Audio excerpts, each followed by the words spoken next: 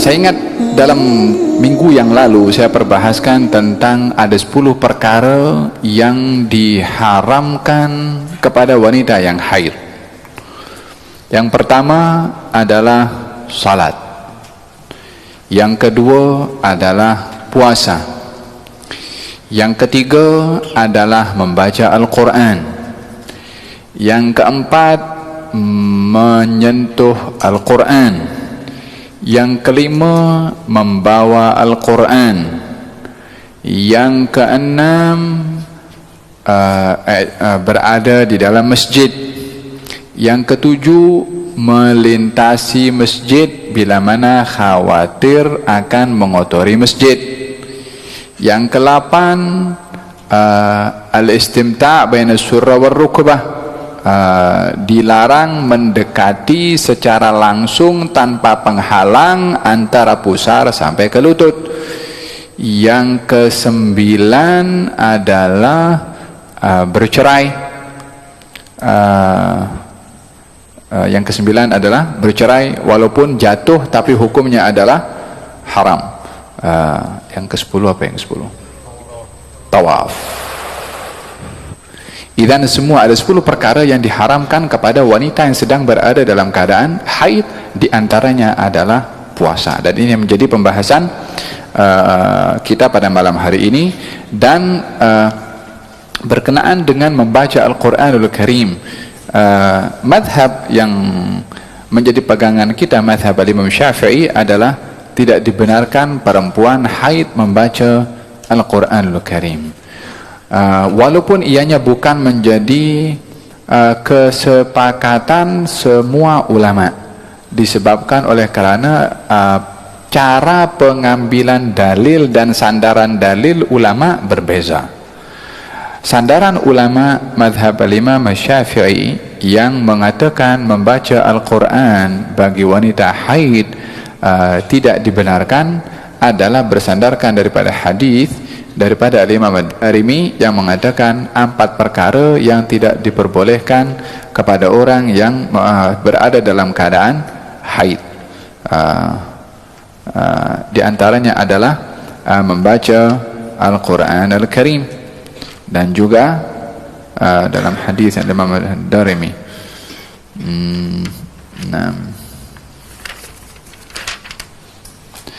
Arba'atun la yaqra'una al-Quran. 4 golongan yang tak boleh membaca Al-Quranul Karim. Al-junub, orang yang janabah, haid, orang dalam keadaan haid, al-haid, wa indal khala, orang yang berada di dalam bilik air, dan yang terakhir adalah fil hammam, dan hammam dan yakni tempat orang buang hajat. Bilik air tak semestinya buang hajat, tapi untuk tidak berpakaian, untuk apa? Untuk mandi dan seterusnya. Al-hammam dan al-khala. Idzan tidak dibenarkannya membaca Al-Quran dalam 4 keadaan itu disandarkan oleh Imam Ad-Darimi. Dan ada hadis yang lain yang menguatkan, walaupun hadis itu kedudukannya adalah dhaif, yaitu la yaqra atau la taqra al-haid wal junub syai'an min al-Quran. Orang yang dalam keadaan haid dan juga berada dalam keadaan junub tidak dibenarkan membaca Al-Quran Al-Karim. Idzan adanya hadis-hadis seumpama ini, walaupun sebahagiannya adalah dhaif, bila mana dicampurkan dengan hadis-hadis yang lain walaupun dhaif, akan saling menguatkan satu dengan yang lain, sehingga boleh menjadi kedudukannya dalam hukum hadis hasan li ghairihi. Hasan li ghairihi maksudnya kedudukan hadis yang boleh dijadikan sebagai hujjah bila mana sampai kepada peringkat hadis hasan dalam hal hukum yang tidak boleh dipakai hukum atau hadis dhaif sebagai hukum. Jadi hadis dhaif untuk hukum tidak diperbolehkan, untuk fadailul a'mal diperbolehkan. Bila mana hadis dhaif itu banyak turuknya, jalannya menguatkan satu dengan yang lain, sehingga hadis itu bukan lagi menjadi dhaif, naik kedudukannya, namanya hasan li ghairihi. Bila mana kedudukannya hasan li ghairihi, maka untuk dijadikan hukum-hukum yang seperti masalah ini boleh dijadikan sebagai satu sandaran hukum di dalam larangan bagi mereka haid membaca Al-Quran Al-Karim. Adapun pandangan yang lain seperti mazhab Imam Malik dan juga pandangan-pandangan yang lain memberikan alasan bahwasanya orang dalam keadaan haid boleh juga membaca Al-Quran. Apa sebab? Ya, sebab Siti Aisyah waktu dalam keadaan haid, sementara beliau itu sedang memakai ihram, kemudian Nabi tanya, ketika nampak Siti Aisyah, sebagaimana dalam hadis yang lalu kan saya bahaskan, Nabi masuk kemah nampak Siti Aisyah menangis, kemudian kata Nabi, anafisti, engkau berada dalam keadaan haid? Kata Siti Aisyah mengatakan ya. Nabi bersabda, buatlah apa saja kecuali tawaf.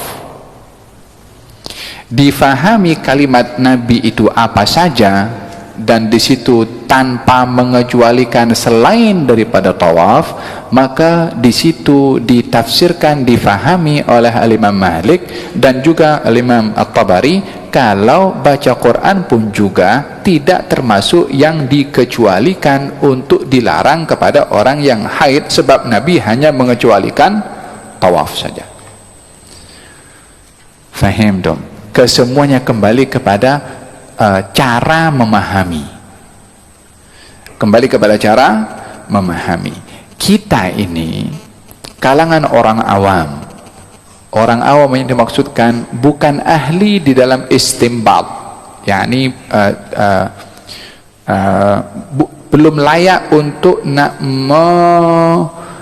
menjadikan pandangan-pandangan seperti ini untuk dikuatkan satu dengan yang lain tanpa kita mempunyai alat-alat untuk nak menguatkan dua pandangan ini.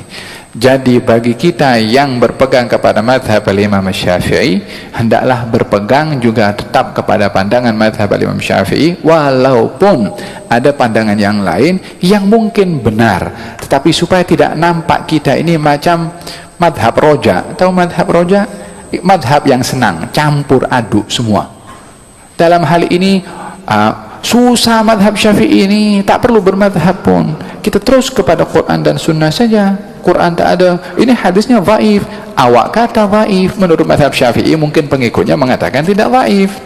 Falhasil akan masuk kepada satu peringkat niza', perselisihan yang tiada penghujungnya, sementara kita belum memenuhi persyaratan untuk menguasai pelbagai macam ilmu yang memahami tentang tariqatul istidlal, cara untuk nak mengambil hukum daripada hadis-hadis itu.